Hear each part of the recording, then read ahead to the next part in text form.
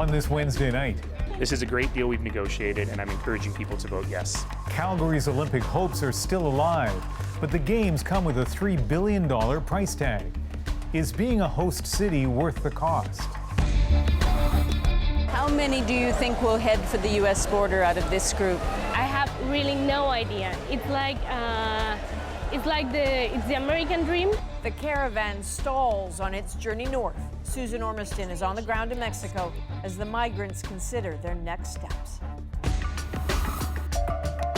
Are you gonna take part in the 50-50 tonight? Probably, yeah. Okay. Do you ever think about where the money goes? When you donated the game, just how much of your money is actually going to charity, where your team stands in the rankings? This is The National.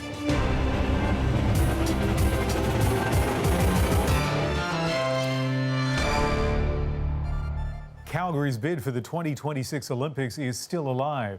The city that hosted the Winter Games 30 years ago knows how exciting that can be, but is it worth the hundreds of millions of taxpayer dollars? That's what City Council wrestled with in a marathon session today. And now, as Carolyn Dunn tells us, residents will soon get a chance to weigh in. With the bid hanging by a thread, Olympic supporters made a show of it outside Calgary City Hall. They believe the benefit of hosting an Olympics outweighs the cost. I think if Calgary ever needed the Olympics, it's right now. It was the bid committee's challenge to convince skeptics on Calgary City Council. They brought a new funding plan to appeal to those determined to kill the very idea of the bid today. The public cost to host the 2026 Olympic Games has been trimmed from $3 billion to $2.875 billion.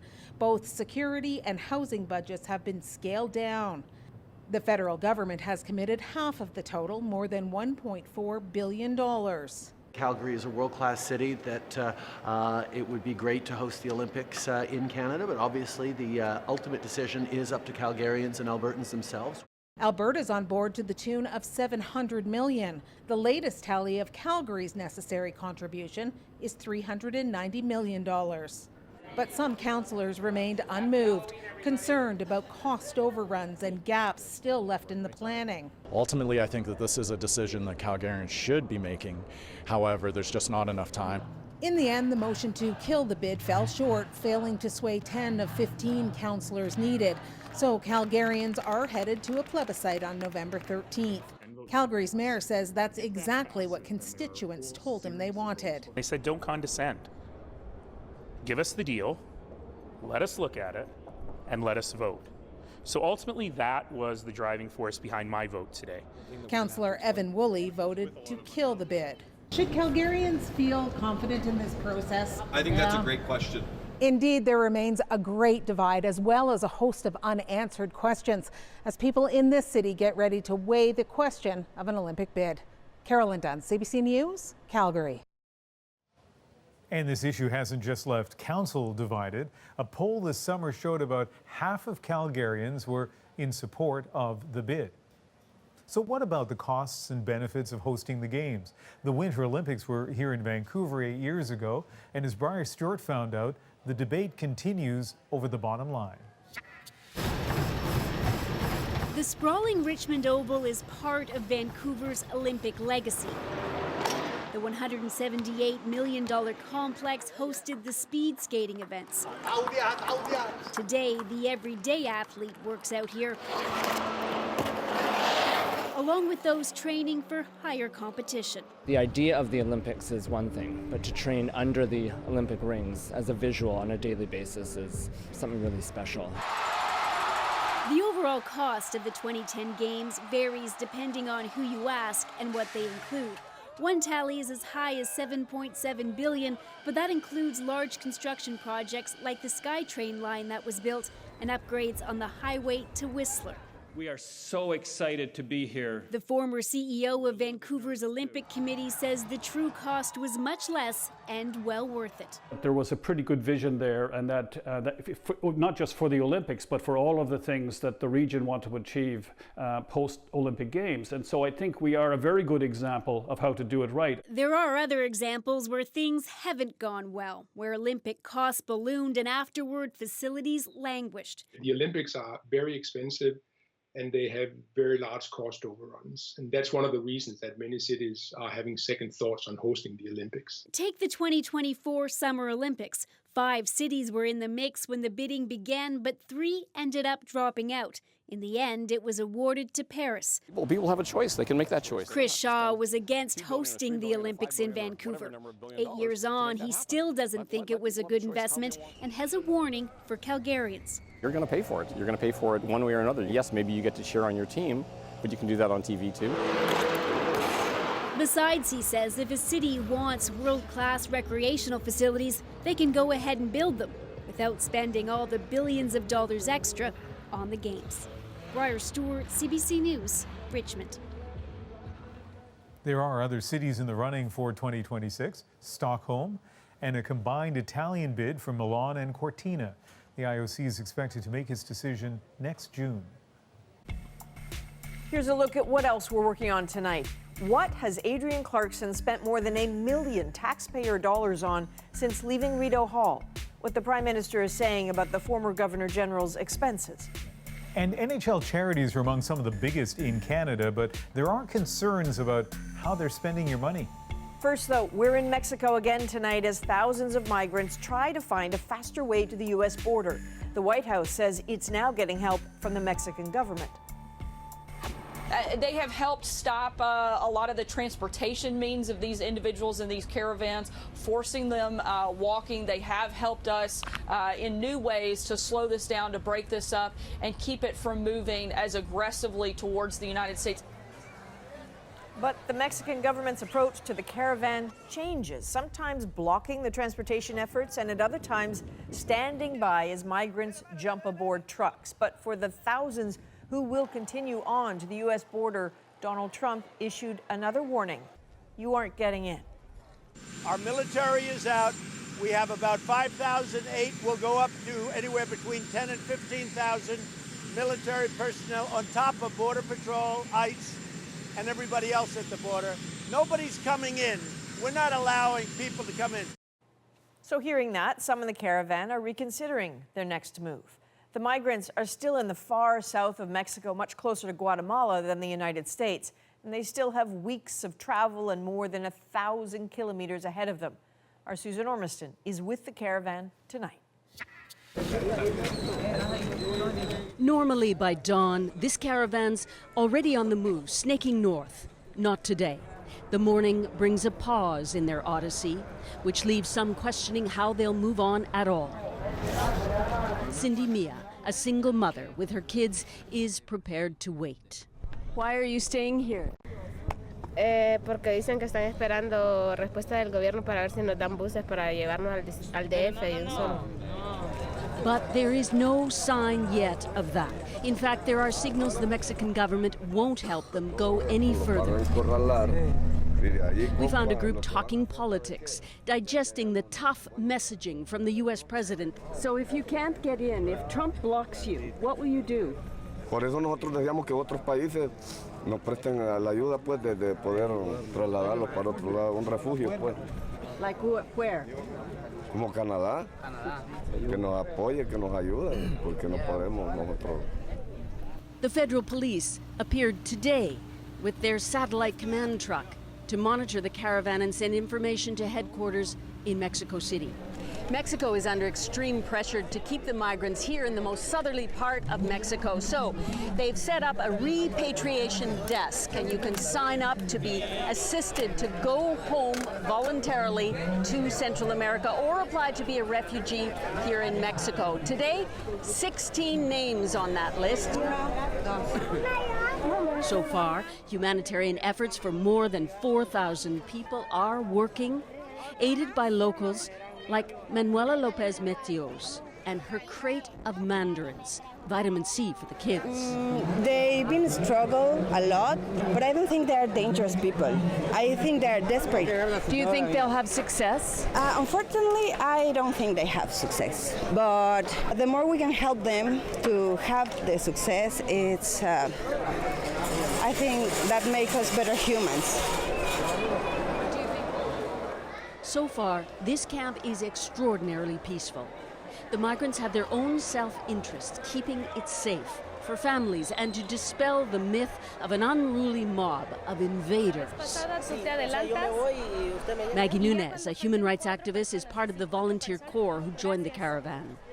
How many do you think will head for the U.S. border out of this group? I have really no idea. It's like the American dream, but many times they end up here in Mexico because it is difficult to achieve the American dream. It may be getting ever tougher. So Susan, what can you tell us about the group's plans for tomorrow?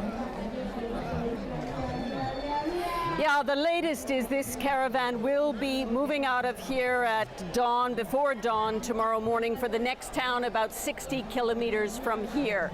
Probably a combination of hitching a ride on trucks or cars and walking. No sign of any buses at all. The question is, if they are corralled here in Oaxaca State, down in southern Mexico, and can't get further, what will happen to all the ambition that's stored up here to get to that U.S. border, Adrian? Okay, Susan Ormiston in southern Mexico tonight. Thanks, Susan. NHL teams can inspire fans to make generous donations, from writing checks to, in some cities, buying tickets for the 50-50 draw to help fund their favorite club's charitable foundation. But tonight we have a warning about those charities. A Watchdog's report gives most of them low marks for financial transparency. Charity Intelligence looked at 8 foundations linked to pro sports teams. Together they raise $47 million a year. But the report says most of them hoard cash and spend too much on their own operations. Here's one good measure. How much of your donated dollar goes to the actual cause? A good benchmark is 75 cents. The Canada Revenue Agency says it must be at least 35 cents. One foundation only gave 30 cents of each dollar towards its good works. The CBC's Katie Nicholson drills down on the charities run by NHL teams. On the ice, Canada's NHL teams are performing well this season. And here from 140 feet. For the most part. That's it. But off the ice, there are new questions about how their charities are using your money.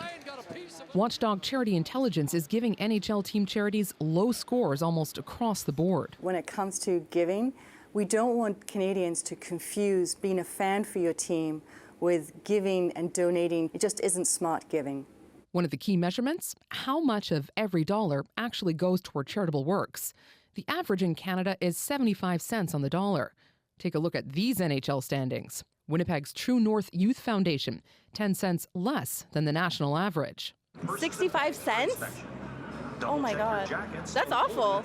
The Jets are far from the worst in this charitable division. The Ottawa Sens Foundation comes in at 46 cents. At rock bottom, the Calgary Flames, which sees just 30 cents of every dollar go to charitable causes. According to the Canada Revenue Agency, when a foundation sends less than 35 cents on the dollar to the cause, that's a matter of concern. We asked CRA if it was investigating the Flames Foundation. It says it can only report whether a charity has been sanctioned. In a statement to CBC, it says if members of the public are concerned that a registered charity is not complying with the provisions of the Act, they should report it. The NHL charities also took a hit for not being financially transparent. Only the Maple Leafs posted audited financial statements online. They also make sure 79 cents of every dollar goes to charity. When we asked the other teams for their statements, they refused.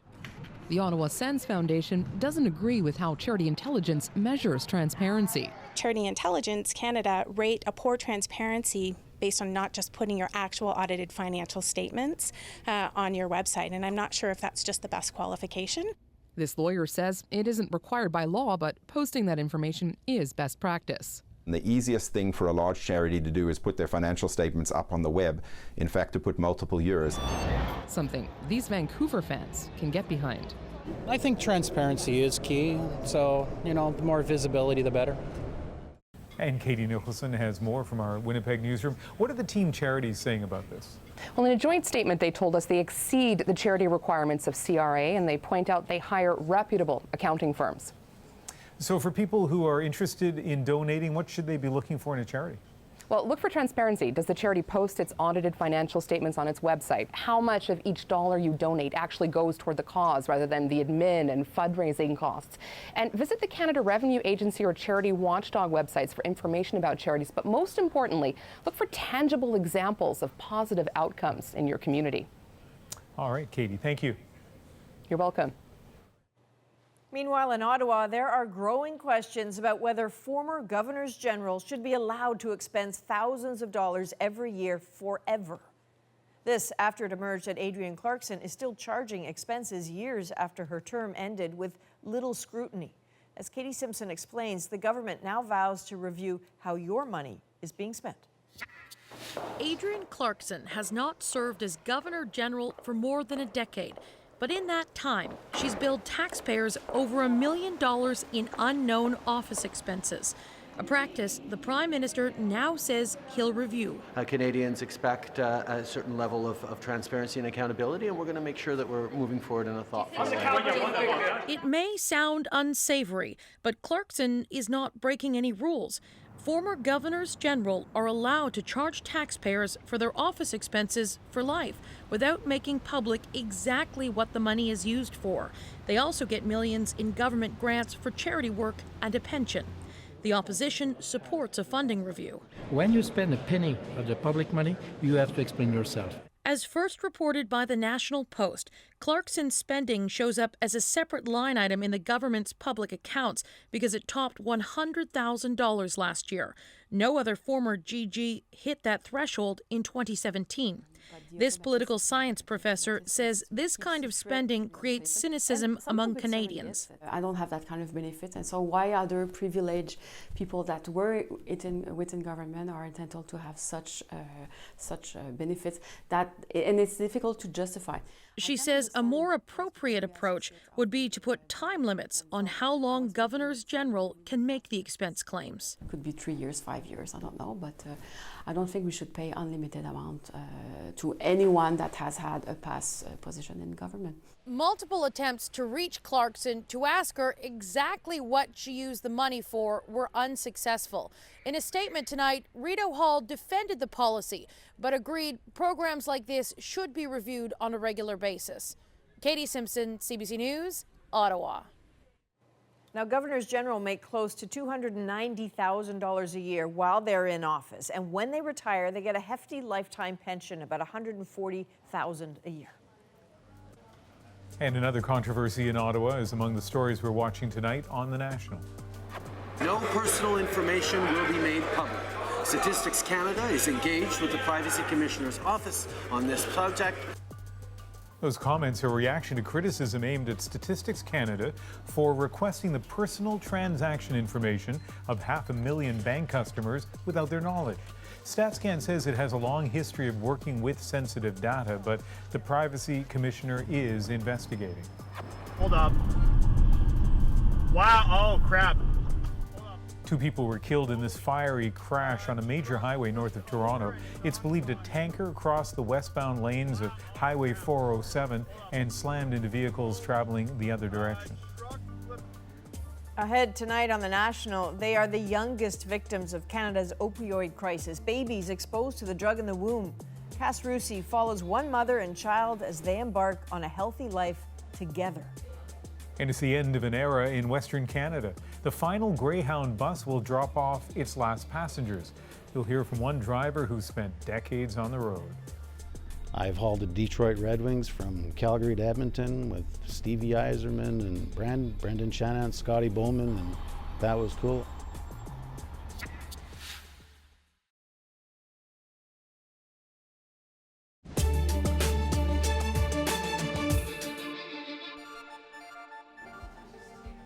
Kobe came into the world on January 4th, weighing about 6 pounds, 12 ounces, and going through opioid withdrawal. And he's far from alone. Recent numbers show over the course of a year, more than 1,800 babies were admitted to hospital being exposed to narcotics in utero. But Kobe's progress has been good thanks to a special program that keeps moms and babies together as they learn to settle into a new drug-free life. Cass Rusey has been tracking their progress. Nap time. An afternoon nap is the last thing baby Kobe has in mind.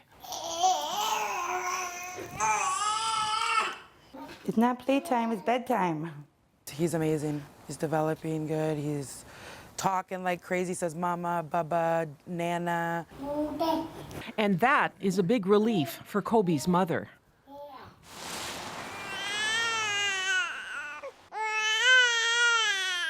We first met Christina in January, just after Kobe was born.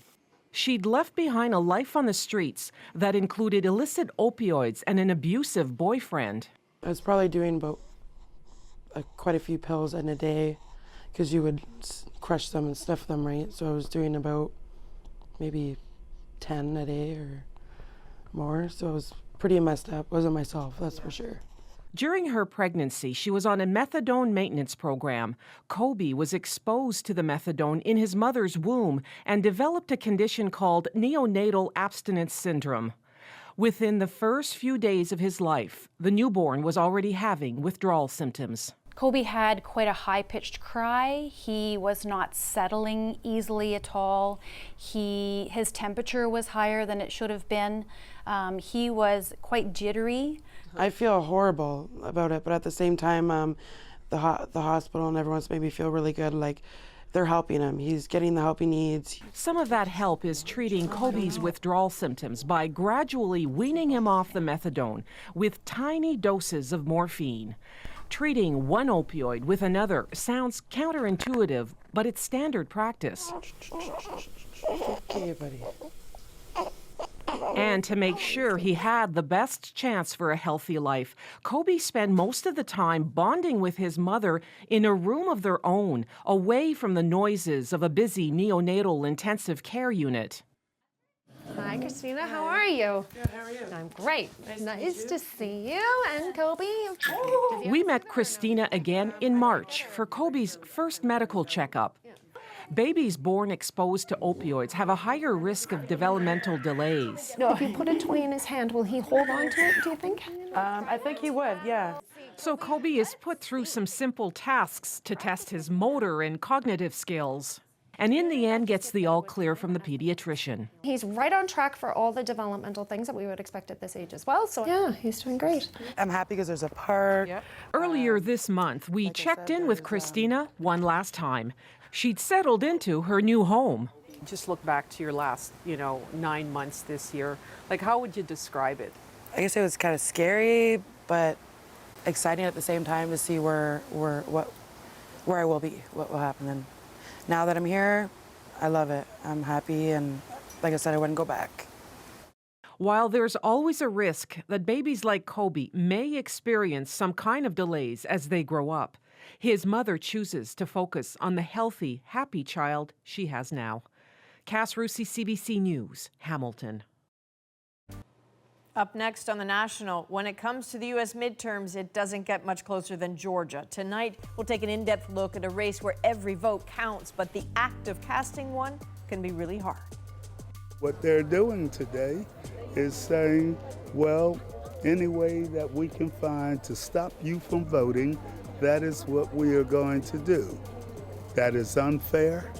It is inhuman.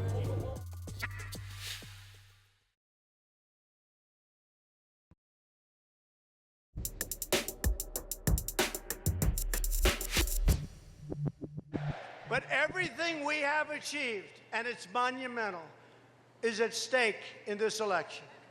Democrats want to erase our prosperity and reverse our progress. Clearly, Donald Trump continues to campaign hard leading up to the midterms. Tonight's rally in Florida kicks off a final blitz before voting day. Trump has 11 rallies planned across 8 battleground states in just 6 days. So less than a week before Americans head to the polls, and tonight we're going in depth, highlighting some of the key races we'll be watching. In just a few minutes, we'll take you to battleground California, where Democrats are making headway in Orange County, a once firmly red district. But first, we'll take a look at voter suppression in a couple different states, starting with a dispatch from Stephen D'Souza in Georgia.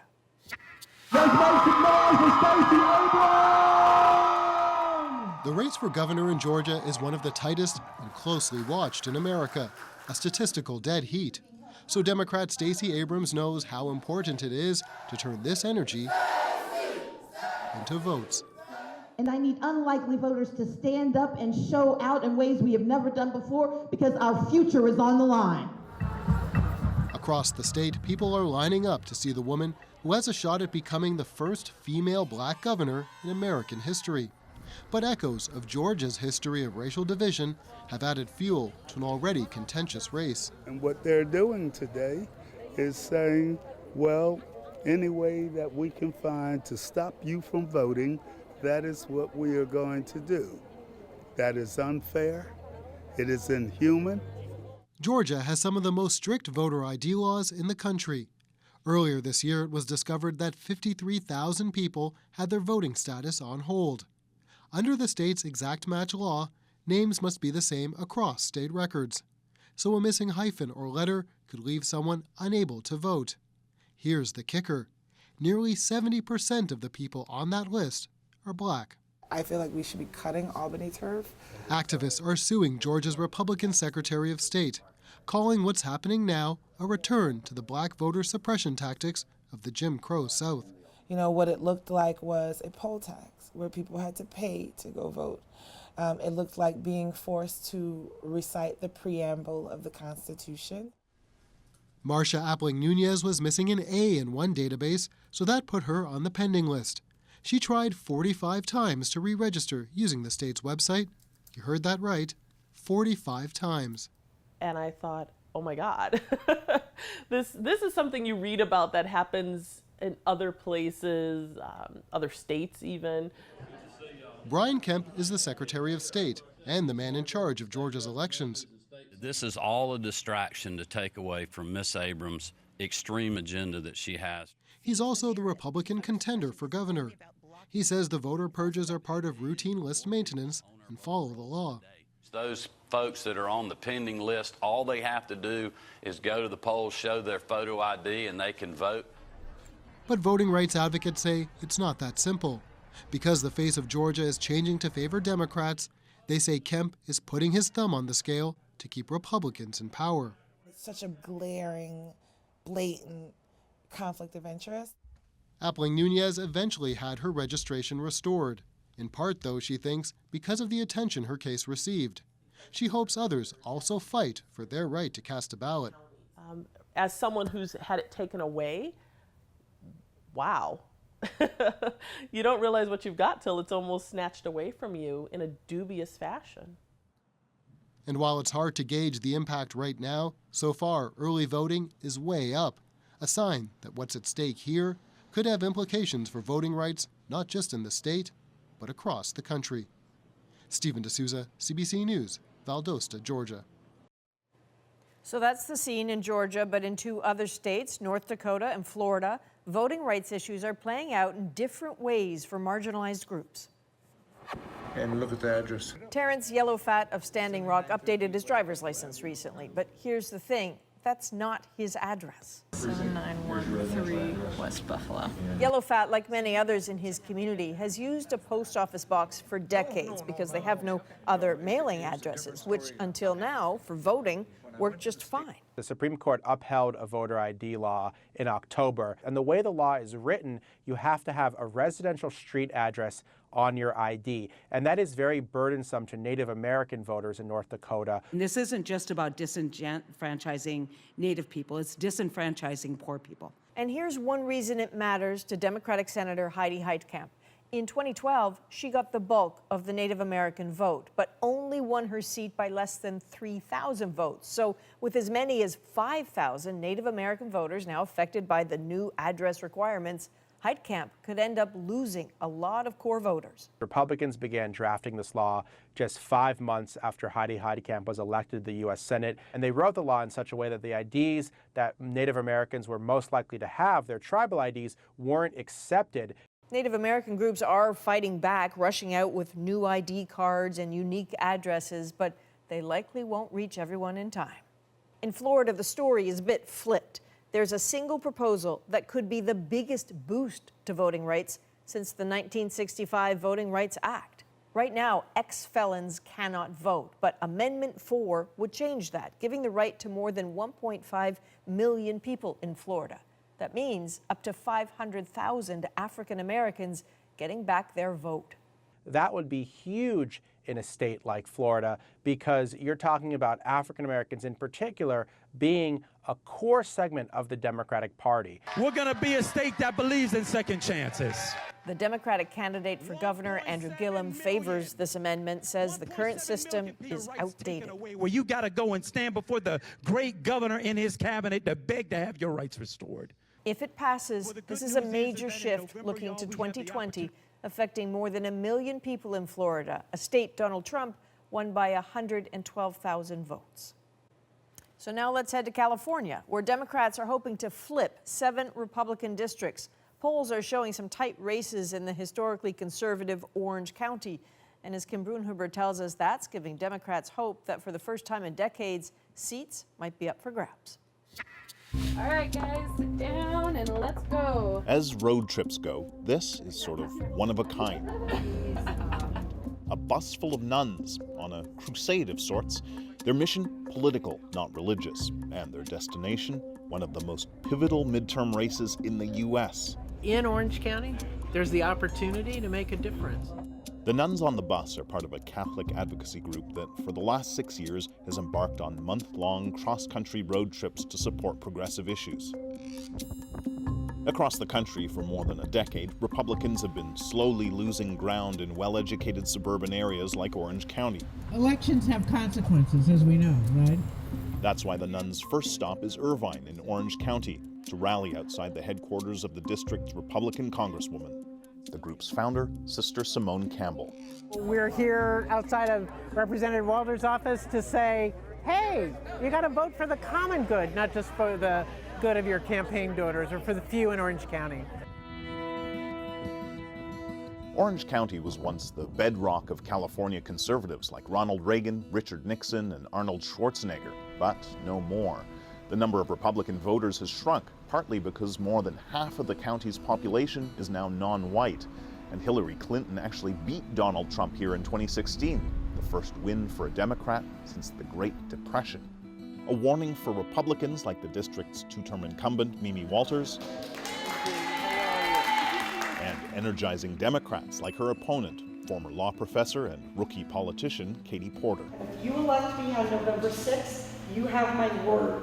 She, along with the Democrats' 3 other candidates in Orange County, have raised more money than the Republicans, and all 4 races are too close to call. This race here in the 45th Congressional District in Orange County is one of the most competitive races in the country, and the polling is very close. We're working really hard, talking to thousands of voters every day, but we definitely need to win this seat if we're going to make sure that we're able to have the seats that we need to stand up to Trump. Representatives from Mimi Walters' campaign declined interviews with the CBC. It's been super intense. None of us have ever seen this kind of attention on Orange County. Norberto Santana Jr. is the publisher of The Voice of Orange County, a nonprofit news agency. The nature of the politics here is changing right before our very eyes. In a few more cycles, you could look at an Orange County that is much more purple than red or blue. And in some ways, that mirrors, I think, a lot of what we're going to see about America. These Democrats know the odds are against them. After all, voters have elected a Republican to the House ever since this district was created. But if things are changing here in Orange County, the nuns say, there's hope for the rest of the country. By the time this bus reaches its final destination, Trump's Mar-a-Lago resort in Florida, they're hoping to collect so many signatures they won't be able to see the paint. Kim Brunhuber, CBC News, Irvine, California. Okay, so don't worry if you haven't been taking notes. We will take you through all the midterm mayhem next week and what the spillover effects of the most expensive midterm election in history will be here in Canada. Our special coverage begins Tuesday night on CBC News Network starting at 8 p.m. And of course, we'll be live on CBC Television at 10 p.m. across the country. And there's a lot more ahead on tonight's show, including the end of Greyhound bus service in Western Canada and one driver's tribute after 30 years on the road. This is my last ride today. Shaking hands, not knowing what to say. And tomorrow night on the National, Rosie and the At Issue gang will be here to dissect the week of Canadian political news, including some changes we'll be seeing ahead of next year's federal election. The debate around, well, debates may be coming to an end. The government has created an independent commission headed by former Governor General David Johnston. The idea to keep the organizing of debates non-political and to help democracy by making them reliable during a federal campaign. The Conservative Party so didn't want to be in debates last time that there was no English consortium debate. But is this the best solution? And who gets to decide who's in and who's out? Isn't it clear that the only kind of reforms that this Prime Minister is interested in are those reforms that benefit his party? At Issue with Chantal, Andrew, and Chris Hall will try to figure it out for us tomorrow. My favorite night of the week.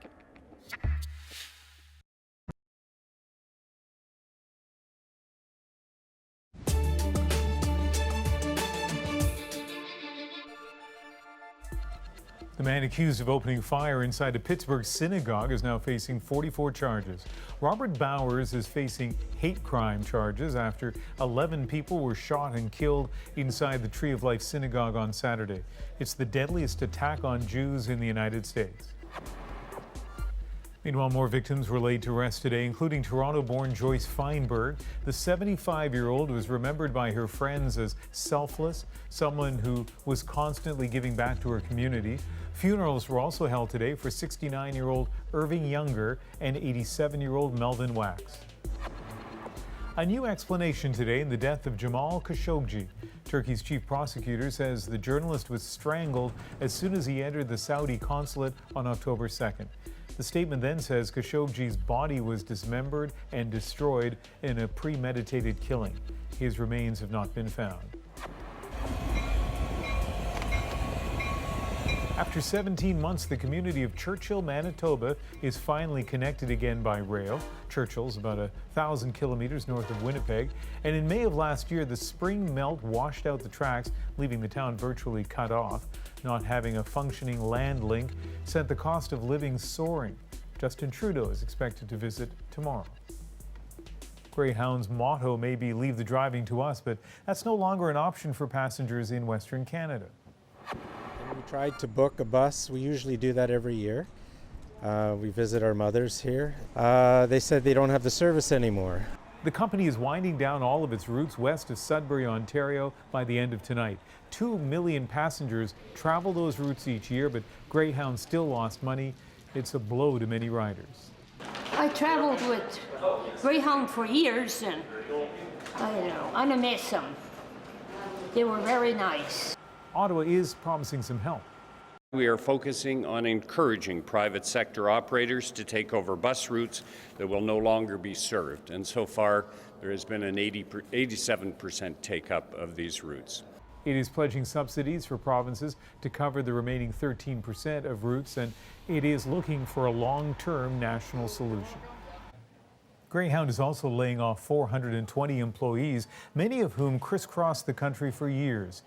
Karen Pauls has one driver's story. Dale Patkow is inspecting Greyhound Bus 1272 for the trip to Dryden, Ontario. He does it before every trip, but this is the last time he'll perform this ritual. It's been a great ride. It's too bad it's over too soon. Patkow has been a Greyhound bus driver for more than 30 years, just like his father before him. So I've been on this bus since 5 years old. I remember sleeping in the seat in the back behind the driver, and my dad would take us on trips, and our life has revolved around Greyhound. So when the company announced in June it was discontinuing service to Western Canada, Patkow teamed up with one of his regular passengers to make this music video. This is my last ride today. Shaking hands, not knowing what to say. Woke up one morning and I said the first 3 lines. I didn't have a guitar in my room, so I just spoke, and sent it in a text to him. And then where he was, he had a guitar, so he sung back the chorus. And then I added another verse. It's clear Pat Cow loved his job. I think it was just the freedom that there was nobody looking over my shoulder and I could make decisions, because once you're out on the road, you are by yourself. There are many treasured memories. I've hauled the Detroit Red Wings from Calgary to Edmonton with Stevie Yzerman and Brendan Shanahan, Scotty Bowman, and that was cool. I hauled Prime Minister Harper when he first got elected. He's proud of the times the Greyhound team went that extra mile for their passengers. I've seen drivers do things that is like, wow, that's totally unbelievable. Ticket agents, platform lawyers, the way they treat people when they were confused. Normally, Pat Cow would drive another bus full of passengers back to Winnipeg, but this trip was the end of the line, so he rented a car and drove himself home. I wanted to work here till I was about 58, 59, then I would have my full pension, but it is what it is. It has been a pleasure working with you, Dale. You too. All the best. You too. You bet. In a couple of weeks, he'll start driving for a new bus company. Maple Bus Lines is taking over some of Greyhound's old routes in northern Manitoba.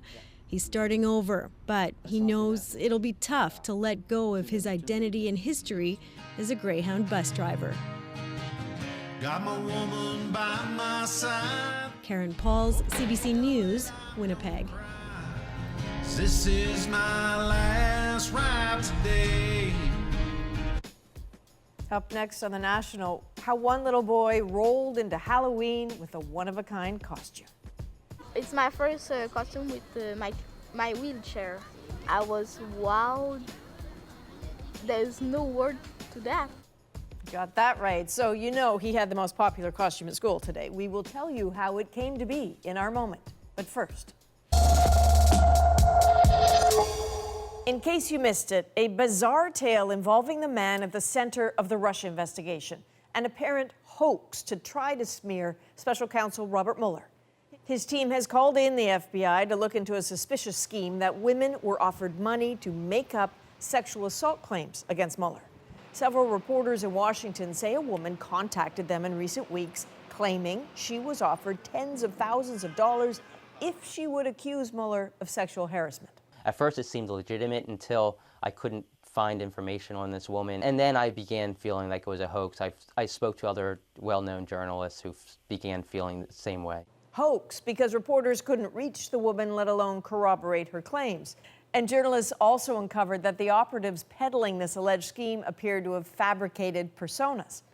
And it now seems a well-known conspiracy theorist and Republican operative, Jack Berkman, is also targeting the special counsel. It appears that Bob Mueller has really a whole lifetime history of harassing women. There's no evidence those claims hold any merit. Still, he vows to reveal more allegations against Mueller later this week. We are investigating Robert Mueller, and I think there's a terrible story to tell there. Do you swear that the testimony... As the Russia investigation moves forward, be prepared to hear more attempts to discredit both it and Mueller.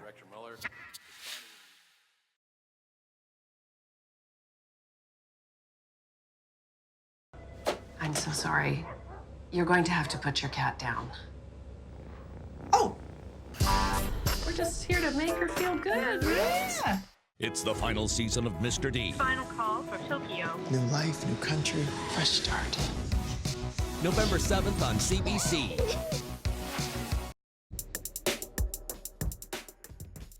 Halloween, a night where costumes often become political and politicians wear masks or a cloak, where dogs can be anything they ever dreamed of.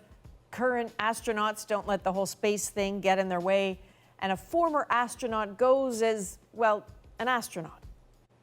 So the possibilities are endless, but for one young boy, finding a costume that included his wheelchair had never been an option. That is, until a group of strangers stepped in and got crafty. The result is our moment. Yeah, chocolat. It's my first costume with my wheelchair. Merci, Emile. Oh, mais c'est banane. It was an idea inspired by a group in the States called the Magic Wheelchair. And so I tweeted out that we should do our own thing. I'm part of a group called Duct Tapers Anonymous. And so immediately Concordia University's Mueller Institute replied that they wanted to do this too. So we got together. First thing we did was measure his wheelchair, and then we made a mock-up of the actual wheelchair using plywood and scrap wood. Wow. I was wowed. There's no word to that. Just wow. Wow. Okay, so Émile La Liberté, 2 months, 12 people, 3D printers to make that. It is epic, but Émile, I have to tell you, my friend, there is a little guy, a young girl actually, 9 years old in New Jersey who might be able to challenge you. Her name is Julia Talbot. Have a look at what happened with her wheelchair this Halloween. So there she is, the notorious RBG, Ruth Bader Ginsburg. That wheelchair is the desk at the Supreme Court. I don't know, Émile, I think you might have a challenger. So clearly, those are all fantastic and deserve our attention and praise, but also we should just think about all the people across Canada tonight awash in chocolate bars who either went door to door or had people come to their door. My neighborhood here in Vancouver, we get more than 1,000 kids, so I'm looking forward to getting home and finding out what people were wearing. Princesses were big last year. I feel like young Adrian was never a princess on Halloween. No, I was a knight, always a knight with a sword and a shield and a helmet. And you are our knight in shining armor, young Adrian. That is the National for October 31st. Good night. Good night.